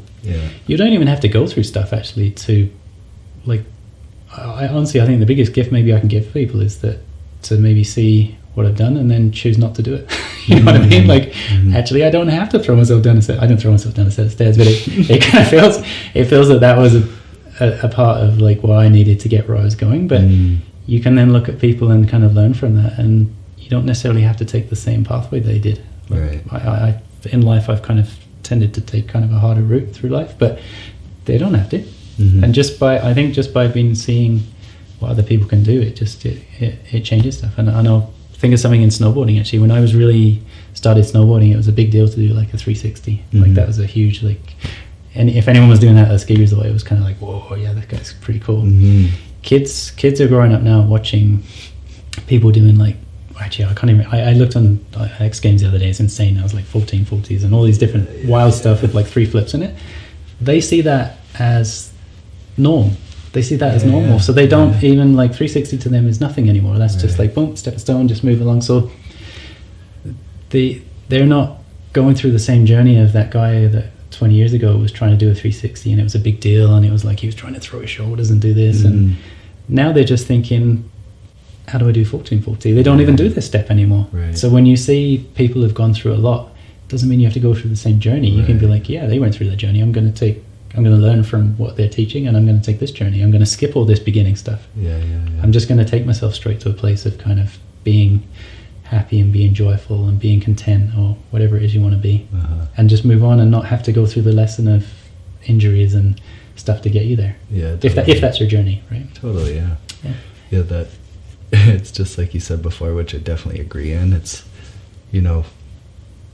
growing up and in the past, we've always gone through things like the hard way. Yeah, totally. Learn from our quote unquote mistakes. Yeah. I'm in the space now where I'm ready to learn from other people's quote unquote mistakes. You know? Totally. And that's exactly what you're saying. It's like the quote of standing on the shoulders of the giants who stood before us, right? Yes. Yeah. And then once you're up there, take a look around. Where do you want to go? And then jump, man. Yeah. Like, just go as far as you can. Oh, totally. And actually going to that again, so I'm going to talk from very much a spiritual standpoint, that like I speak to quite a bit of people about, okay, well, I'm always like, well, get to wherever you want to be. If you want to feel happiness, let's just get to that place and be there. And then, but I also talk about that you can't have happiness without unhappiness, because the word happiness only has a meaning because there's an opposite to it. So then some people are like, well, then you could never actually get into this sort of blissful state. But I do believe there's a point where you can get to where you're pretty blissful and just loving life all the time, and that your contrast is that you see it in other people. So you see the contrast in others. You don't kind of mock them or judge them for it. You just see yourself that, man, that used to be me. And sometimes that is enough that you don't need to go to that place. Like I think that's enough to give you contrast enough that you can keep staying in this kind of blissful place, because you kind of feel the contrast in others through the oneness of what you feel with them. So you kind of see the pain and suffering there, but you don't necessarily have to take your place there, yourself there, to then keep staying in a kind of a very balanced sort of blissful sort of a place. And there's no right or wrong in that or anything like that, and no judgment. It's just an objective place. But you can, once you really take it further, is that you can stay in a place that's really, really sort of wonderful nearly all the time. I do believe by using other people, which seems kind of mean, I guess, really, that you're using other people as contrast. But I'm sure I've been that contrast for lots of people over the years as well, right? So it's just, I think sometimes it's just remembering and that brings us that sort of lack of separation and that oneness, that when you're one with kind of everything, like all the anger and all of the pain, all of the happiness, all of the joy, you don't necessarily have to spend a lot of time in anger to kind of know. You just kind of remember that beingness and just accepting that that's in you. I kind of feel those parts don't need to speak so often when you accept that they're there. Because everybody can be a bit of a dink sometimes, and everyone can be sort of super happy, and they can be miserable, and they can be depressed. But when you accept that you maybe have been there, or you could be those things, then it's almost like parts of you don't feel the need to even take you there. Right. You just kind of become one with sort of everything. You kind of, when you see pain in another, you kind of see pain in yourself, actually. So you may want to help that person as opposed to kind of get away from you kind of almost see that's a part of you that's in pain at that time. And I think a lot of these Mother Teresa and these sort of people really had the sort of oneness and this connection with people so much that they could be around so much sort of suffering and stuff and still remain like a beacon of light. Basically, I I don't think they saw separation in themselves and from the people that they were healing. I mean, I'm just pulling this out of thin air, but for some reason that's popping in my head. But yeah, and I think that's maybe how they were able to do such incredible things. They just, that sort of oneness and lack of separation that they felt. They just, to them, they were kind of everything, and they choose to be kind of a beacon of light as much as they can. But I also don't believe that every one of these gurus and stuff are always in just this place where everything's perfect. I do believe they're human and that they drop out, but they're very quick to get themselves back to where they dropped out from. I think that's a big, and I think as you progress, I think that's a big thing that you can use as a segue, like as a way to quantify it almost, that, you know, when I do get upset and stuff kind of goes wrong and everything kind of falls apart, is how quickly you get back to, how quickly you kind of come to your senses and how conscious you are of it. That it's not an unconscious thing. You may be feeling a bunch of emotions, but you don't kind of feel like the world's falling apart. You're like, okay, yeah, I can move from this place, and you just go back to where you want to be again. You know, yeah, this feels unpleasant. I don't want to stay here. I'm going to go somewhere else. And you kind of change your internal environment, and through all different things, whatever skills and things that you've learned. Maybe it is going for a walk with the kids, and who knows, whatever it is, yoga, any sort of spiritual practice. But whatever it is, that's one thing I think I see in a lot of these gurus that we see, is that they're very quick to get themselves back to where they want to be. Totally. Like, to the point that you don't even see them. It seems that they're always in a state of bliss, but I don't believe that they are always 100% in that space, because that's just human. That's the humanness in us. That yeah. So I don't know. It leaves a whole wonderful world for us to kind of play with, and it's kind of limitless as well, right? Like, there's no end to it, which I know is quite challenging for some people to think that there's no end to stuff, and but I don't know, I think that's quite beautiful as well. It takes a lot of pressure off that you have to get to a final goal in a set place. I think that's tough for a lot of people. Oh yeah, maybe if I make 50 million, then I'm successful. But then you get to that place, and then that feeling of lack for a lot of them doesn't disappear. So then they want to make 100, or maybe if I'm do this in yoga, then that's when I've made it. But you get to that place and you realize, oh, actually that thing that's making me feel like that hasn't disappeared. But then when you work on that thing that's making you want to be the best yoga person ever, you all of a sudden go, oh, you just become at peace, and you just start loving yoga for what it is, and you just get great at it because you just love doing it, not because you're trying to reach the pinnacle of the best of it. And you probably end up there anyway, if you're just loving it and doing it. But yeah, I think that's another huge misconception about this, about whatever this life is and especially on the spiritual side, because people are like chasing these schools and trying to get like the 33rd degree, or like these master level or whatever, but like nothing stops, nothing really changes once you get there. Like, that's the realization, is that like you get to the top and then you like see everything, you're like, oh, okay, and then you like look up again, and it's all of a sudden there's like a whole nother mountain. It's more of a circle as opposed to like with no end. Totally. You just keep going on it, basically. Which I guess can be quite maddening for someone that's really in a rough place and they just want to get out of it. But actually it can be really enriching and just liberating when you can kind of get okay with that place. The okay of just being you.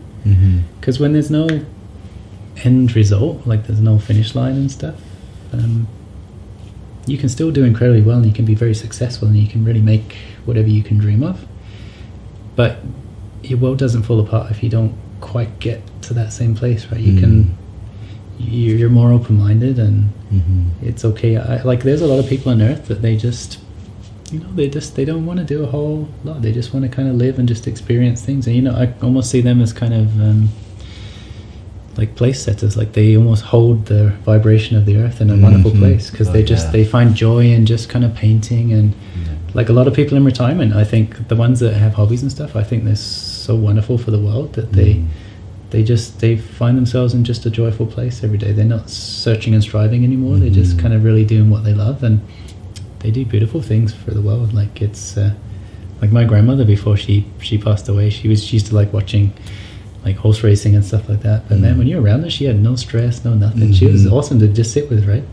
no wanting or needs. She just would eat food, hang out with friends, and it was such a nice thing to be around. Like that completely just let go of striving that everyone else I was around had. It was blissful. I used to love sitting with her and just feeding off of that energy, right? Yeah, absolutely. Yeah, it's beautiful. So there's no, a lot of me, like, just my motivation is just growing, and personally that's just me, that's who I am. I tried the meditating and just sitting and stuff, and that was wonderful. I could do it, but it just, part of me just wants to keep expanding and keep growing myself. That's just who I am. But that doesn't mean that everyone has to be like that, because a lot of people wouldn't want my life. Like, if I try to give it to them, they'd be like, no thanks, I'll take something else. But it doesn't mean it's a terrible life. It just means that's just the way I've chose to live it, right? Yeah, beautiful. And I'm lucky enough now that I'm conscious enough that I consciously direct it, whereas before I was kind of living on these coattails, really. I was just kind of going with the flow of things. I thought I was kind of in a direction, but I didn't really know what I was doing most of my life. But yeah. Beautiful. Yeah. Okay, so what would you like to share that you're, that now you feel like you're not in control, but, you have a handle on yourself and your things and your messages. So what are you sharing with people? What are you really wanting to get across? Just, I don't think I've fully nailed it down, but there's a few things. One is to be an example of what's possible from my standpoint. I'm sure there's people who've done a lot more, a lot less, but that it's very possible to get to somewhere from a place where you think that there's no way out of it. Like, if I can be anything to anyone, I hope that that's an example that's there for them, because I just don't believe it's never is the end. As much as we say that life just keeps on going, it's a circle. It's the same also when you're in a really rough place. Like, it's not the end. It's not, you have to stay there. The other thing as well, like, in personal practice, I built pyramids and stuff as well. We really talked about that, but I built some pyramids and stuff that people meditate and stuff as well. So I kind of share that with people as well. That's something that people come to me for.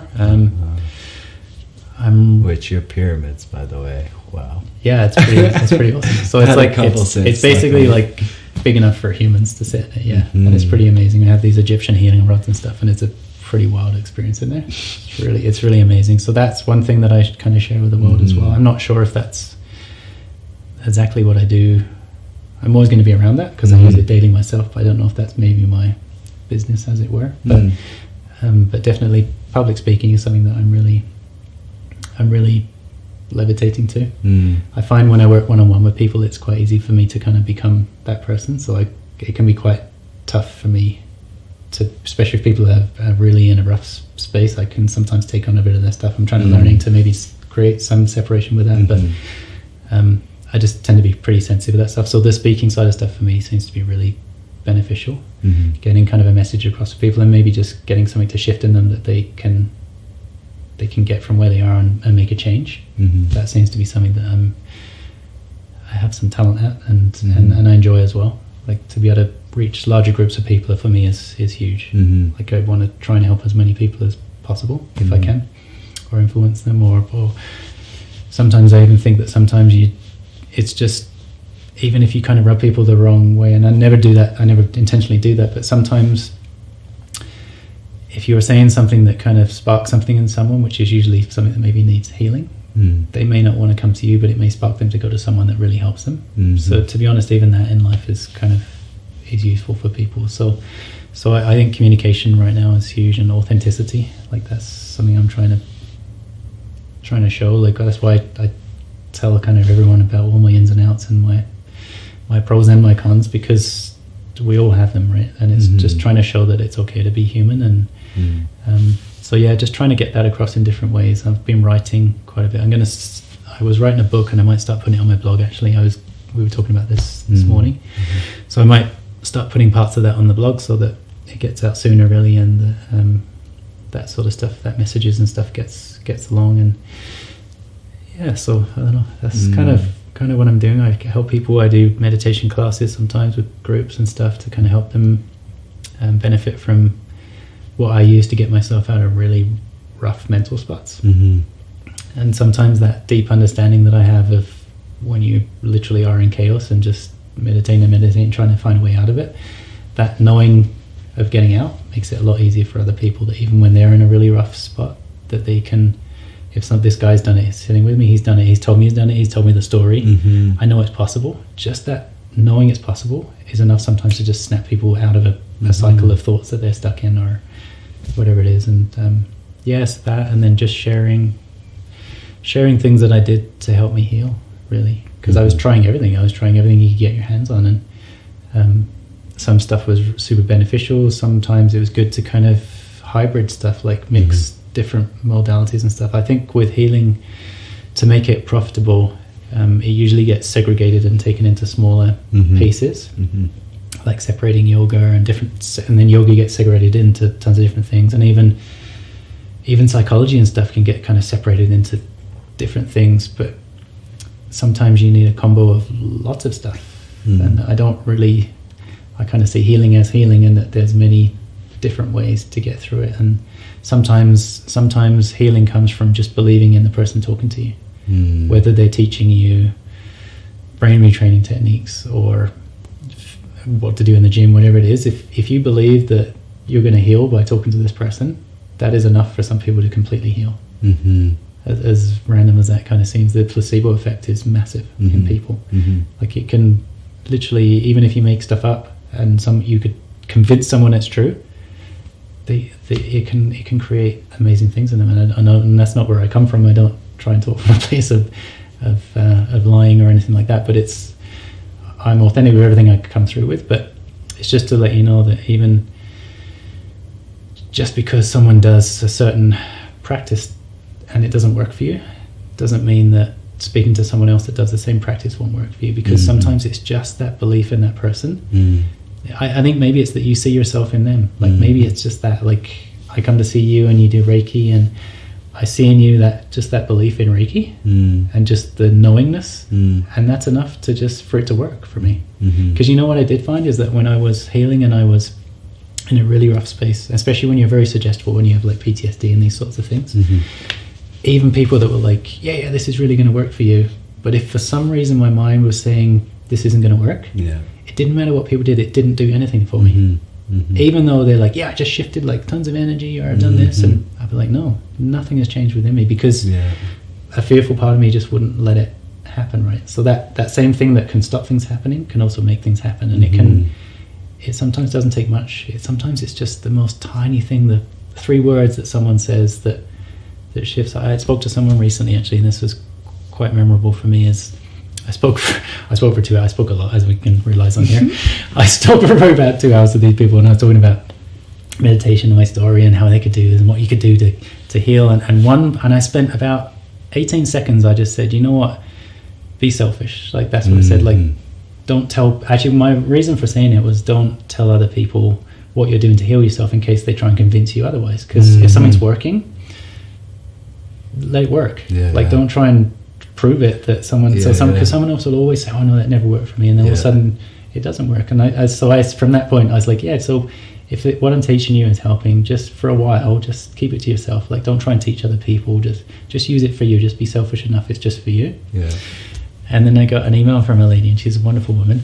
And after, she's like, nobody's ever told me that, especially from a spiritual standpoint, to be selfish, because it's very much about like give, and you don't need money, you don't need to just give. But I really see it from a selfish standpoint, that it's the reason that people are doing this is because they want to heal. So heal yourself, and then you'll just give anyway. But so she just took this being selfish. She said, that's it. And she gave up on trying to help everybody else and wanted to help herself. And it was only a few words, right? I spoke for like 2 hours. I should probably learn how to do this in a shorter time because that made a big help for her. Like, it was quite prolific, to the point that she wrote me a big email about it. That, man, I think it was just giving herself permission to heal herself. Absolutely. And not to have to be healing every other person on earth and stuff, and every person they meet, and fixing everyone else's problems. That, it's okay to look after yourself as well, and actually that's a very admirable thing to do. And if everybody on earth were selfish enough to help themselves, we'd be living on a very different earth. Totally. It would be a place full of sort of love and help and appreciation, and I believe we are heading that way anyway. Definitely. I think right now is the time where that's starting to happen. So yeah, it's so it's hard to know, and I'm kind of losing track of what I'm talking about here, but anyway. You're perfect. I love speaking with you, and I think you and I are gonna do many more of these together. Oh, for sure. Yeah, totally. I love that. Just as things develop and as things come out. And I'm still learning, right? Like, and I think you are too. Like, it's learning or remembering, I guess, from a spiritual standpoint. You're remembering because spirit knows everything. But from my human standpoint, I'm still learning massive amounts. Like, there's lots of stuff that even 6 months ago I was pretty solid on. Like, this is it. I've got knowing on this. And then things have happened in the last few days where I'm like, oh, you know what? That's it's a bit more of a grey area, actually. Like, it's if you look at it from this angle, then that maybe isn't exactly what it is. So there's that growth as well, and even when you I feel like I'm in a pretty amazing place, but yeah, there's still lots of growth to the point that sometimes you're just like, man, I don't know anything. You have those days where you just everything kind of feels like it falls apart, and then you just kind of, okay, this is the contrast I needed to kind of grow and then jump to something else, and it keeps you from being stagnant for sure. And I think it's that's a big thing I want to put, is that it's to not feel like you're ever finished, and not to kind of, just because you're not at a certain space that there's something wrong with you. You're already perfect. It's just you can choose where you want to go and where you want to be. Yeah, beautiful. If that's staying where you are, just stay there. But you don't have to stay there, and it's your choice to go elsewhere if you want to. And if you've done something for 50 years, but you want to change. Just because you've done it for 50 years doesn't mean you have to keep doing it. You can change and do really amazing stuff. There was a woman in that movie, I can't remember what it was called now. Anyway, there was a Hollywood movie recently, and there was a lady in there, I think she was 86, and that was her first movie she ever acted in, and it was a massive Hollywood movie, like it was a big buster. 86 years old, she decided to be an actor. That's her first job she ever did. So it's never too late to change. Like, that might be the most joyful thing she's ever had in 86 years of her life, I don't know. But isn't that worth it? Totally. Even if it's only for a week, even if it's only for a few years of your life, like, I think that's worth it. Like, I just, even if you've only got days to live, isn't it worth kind of getting some joy out of it? I really do believe that, and when you start to feel that way, your health might change. Totally. You know what I mean? Like, there's people that were dying and they kind of give up and go travel, and then they just let go, and then miraculously some people randomly have like shifts that they heal for no apparent reason. Like, it's just this miracle healing episode just happens, right? So yes, I don't know, never say never, and just know that you can change at any time if you wish to, and that it's your choice.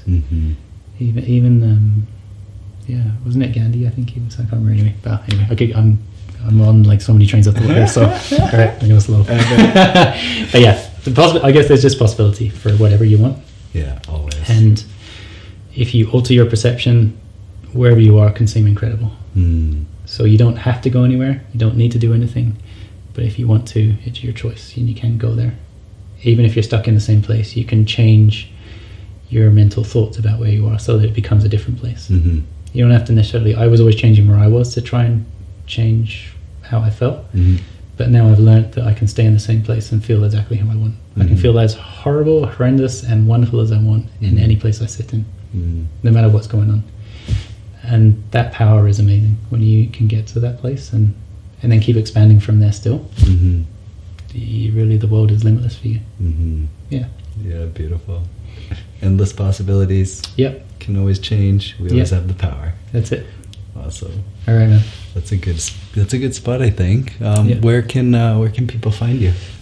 So my website is sograteful.ca.